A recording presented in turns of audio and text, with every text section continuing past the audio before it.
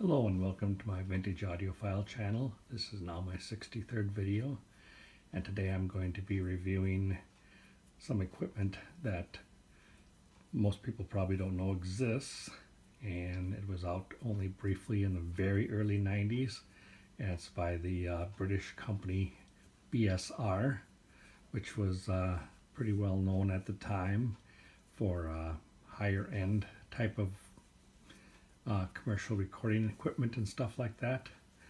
But this particular model was geared more towards the home market, and what we have here is the BSR MCD-8090. It is a receiver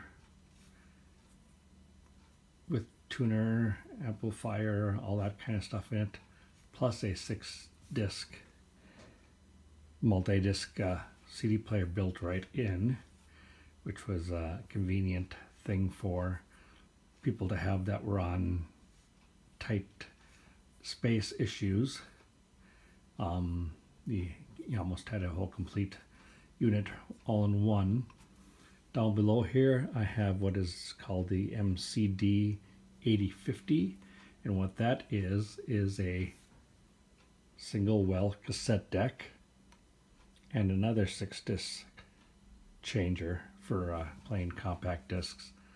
What's nice about this unit is you can dub from your disc and record to tape just by pushing one button, and it is a very versatile machine, and it was actually at that time the only way that if you wanted to stay with the BSR brand that you could have a cassette deck. They didn't make any single well or dual well standalone cassette decks, so it just came in this form. Unfortunately, the disc player in here does not work anymore. It went kaplooey on me a while ago, but that's okay because I still have this one up here which works just fine. So with the two together like this, I used to have 12-disc capacity. Now I just have the 6-disc capacity. And then above it here, I've got a turntable hooked up just to let you see that the individual inputs do work. I will start by talking in length about the top unit, the 8090. I will turn it on right now.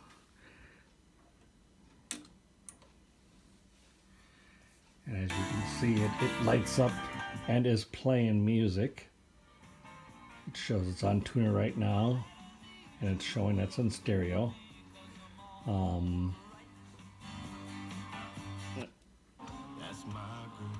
as you can see, that does work. The AM tuner does work too, just not as well as the FM, but most people don't play AM anymore. I do play AM for certain things, but most of the stuff I play with is on FM.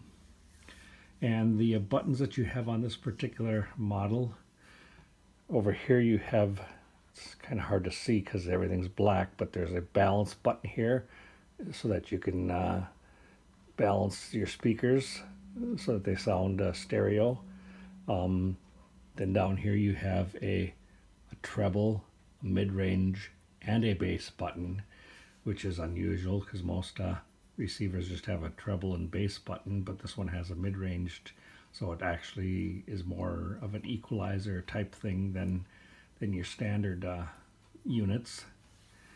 Then down below here it's got the tone controls, which are stereo mono button, and that switches to mono in all functions to listen to things in mono. And then you got your FM and your AM buttons, and then these buttons here are your manual one step at a time tuning buttons, or seek buttons to seek the next strongest station, a memo button to program your favorite stations into memory, and you've got the function button here, which is basically a button that'll let you go to the different functions. This one's on deck, and that's what is hooked up for the cassette player.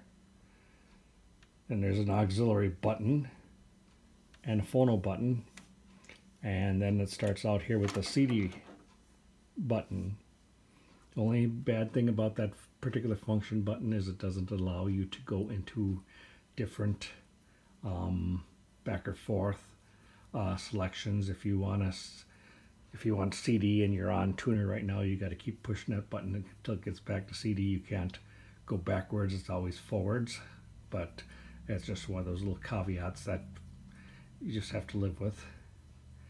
As you can see, the tuner always stays on in the background, but of course you're not listening to the music, so no matter what function it's in, that'll always show up. Then you've got a disc button here, which allows you to pick which disc you want to play. Then you got your fast forward and skip for going forward or backwards in the tracks, pause, stop, eject, and play. Down below here you have other buttons for CD, which are shuffle, play, repeat, program, and call. Because it's in CD right now, I'm going to show you that it does indeed eject, and it's a standard cartridge type of thing. Right now there's 3 CDs in there, and I will hit this button here for disc, and it shows disc 1. If I hit play, it'll start playing disc 1. And you can see that it's going up right now. It is now starting.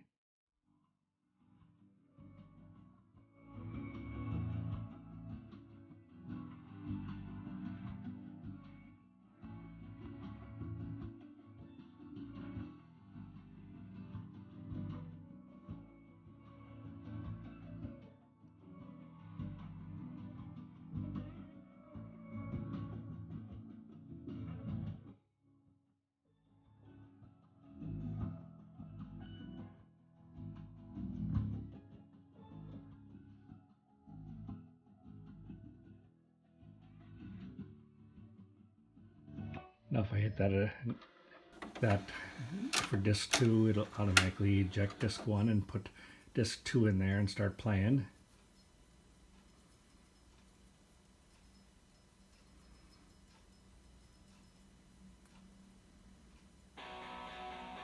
It does take a little time for the CD to start up, but that's how it was back in those days.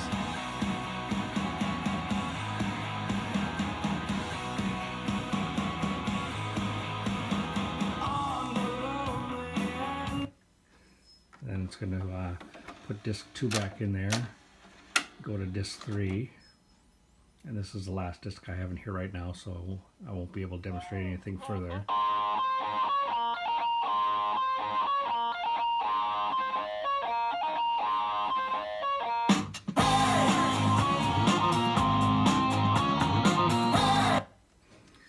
As you can see, it does work fine. It is, now that I push stop, it put disc 3 back in its place. And if I want to now, I could hit the stop eject button again and it would eject the whole cartridge. But don't need to do that right now. Like I said, going back to tuner. Like it's short with like shape. Deck now is what we're going to do is turn on the deck here. And there is a button on here you can change between CD or cassette. Right now I just leave it on cassette because that's what works. But everything from here over is all the CD functions. You got your standard fast forward and reverse, and then also fast forward, reverse within a track, stop, play, pause. If you push this button, which is in red, it'll allow you to start synchro dubbing to your cassette deck. It does have a disc thing here so that you can determine what disc you want to play. It does have a program button so that you can program what tracks you want to play, and that also translates into what can be put on here as far as recording. And it's got your shuffle, repeat, and then +10 if you're wanting to do a track that's over 10. You got your disc eject here. Then you've got a reset button on, and right now it's showing it's on CD, so I'll put it over to cassette. Now it's showing cassette. It does have a reset button to reset your timer back to 0. It has Dolby noise reduction, so you can have Dolby B, Dolby C, or none at all. And then it also has a reverse mode, which right now I've got it on just playing one side at a time, but you can also play it so that it plays side 1 and side 2 and then stops. Or the third setting is to play it just forever. It just keeps going back and forth, back and forth. And that's got your play, pause, and stop. You got play forward, play for the second side. Your fast forward and rewind, record button, and pause button. And the nice thing about this one is that this particular unit came with a remote control that still works. The 8090 also had a remote control for that, but that remote control is no longer working. So I can't control what's on here, but I can control what's on here. So right now I've got the cassette in, and I'm going to use my remote and hit the play forward button. And as you can see, it works. Not too many cassette decks have a remote to them, so that makes this one a little bit more special. A lot of times it's only your pause that for a second. A lot of times it's only your super high-end cassette decks that come with remote, but this one does because of the CD player that's with it. That no longer works, of course, but it's nice to still have that option if you want to. And in this CD player, it's basically, or this particular remote is anything above this line here is all your CD player functions. Everything from here on down is all your tape functions, with the exception of this button here, which is basically your function to switch between CD and tape, which I can do on here, except I can't get no CD to work. So that's a really nice convenient thing here. The last thing I have to demonstrate to show you that it works is the record player. I do have a selection on an album already queued up to listen to. This particular turntable is a Crosley, and you're probably saying, Crosley, that's not a very good turntable. Well, they've kind of changed their ways lately in the fact that they're starting to offer some more high-end stuff. This is one of their higher end stuff. It looks good, sounds good. It's actually pretty heavy because the platter itself is made of I shouldn't say solid steel, but made of steel, so it's super heavy. It's got a really nice felt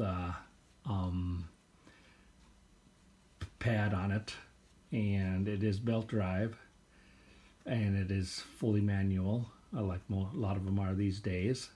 It does have a 45 and a 33 selector, and then it also has built-in Bluetooth so that you can listen to it on any other Bluetooth wireless thing that you may have, so that you can listen to a turntable, I haven't tried it yet, but I'm sure it works, is you could listen to the turntable through your iPhone. For instance, it does have a volume button on it on the top here, and that's because it also has when you buy the package itself, it comes with a pair of amplified speakers that you can hook up to it, and by using the volume you can control the speakers for loudness, and it's basically able to, and if you don't want to use those speakers, you can use other speakers that are amplified also, because there is no amplifier inside of the unit itself, which makes it nice that you're able to you know, basically use any amplified speakers you want that are as good or higher quality than what's provided. I know I don't use them because I always have everything pretty much hooked up to bigger systems, and the speakers themselves are mediocre. There are definitely much better sounding speakers out there, so they're in storage right now. But I will flip the lid up here and flip the lever down so that the needle meets the record, and we can experience that a little bit. This particular turntable also has the button for going the phono route or going auxiliary, because there is a built-in preamp on it. And right now I do not have a ground wire, so it hums like crazy. I've got to get myself a ground wire to hook up between the turntable and the receiver. With that, I would be able to play it in the phono mode with the built-in preamplifier that's inside the receiver. Right now I have it hooked up to the auxiliary because I cannot do that without getting all that hum. So I'm going to switch this function to auxiliary, and I will show you what it sounds like. Not necessarily demonstrating the turntable itself, but just that the various functions of this particular receiver do work. I will probably review this turntable in a later video.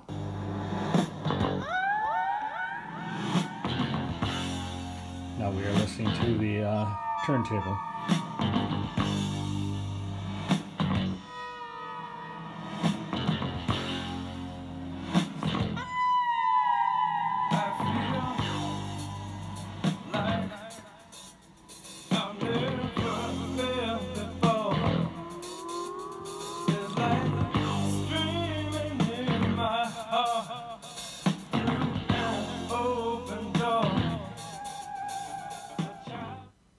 As you can see, it does work, and for what it is, like I say, some people would say it's probably kind of a hokey, gimmicky type of setup, because a lot of people aren't familiar with the fact that there are a few smattering of brands that do have units that have built-in CD players like this BSR model, and there are also some brands out there that have the not VCR, but the tape and CD combo player. TIAC comes to mind. Like I say, it's for somebody who's looking for a decent system that doesn't take up a lot of space. Your normal system would take up a lot higher real estate, because you'd have to have 3 separate components stacked on top of each other in order to use them. With this one, you can get by with 2, or if you're not into tape at all, like a lot of people aren't these days, just the one unit itself would do you. This is a 2-channel amplifier. It doesn't have any surround sound on it, which is fine with me, because I already have a dedicated surround sound system that I use for my home theater, and I don't need another one. So this works just fine for me the way it is. It basically only has the speaker capability for a pair of speakers. Some of the other ones back in the day would have 2 pairs of speakers you could hook up to it, but this one has just the one, and that's fine for me because 2-channel to me is where it's at. I'm old school, and I know there's other people out there that feel the same way, but I'm not here to debate that. I'm just letting you know that if you are looking for something that is a home theater type of setup, you probably would not be happy with this particular one. But for those of you who don't necessarily need home theater, or some people don't even own TVs, this would be the perfect system for you. It isn't all that heavy. Probably weighs less than 20 pounds, but it's a well distributed 20 pounds, and it would fit nicely on a small table cabinet type thing, or a wide bookshelf or something like that, and that would work just fine. And because it has your standard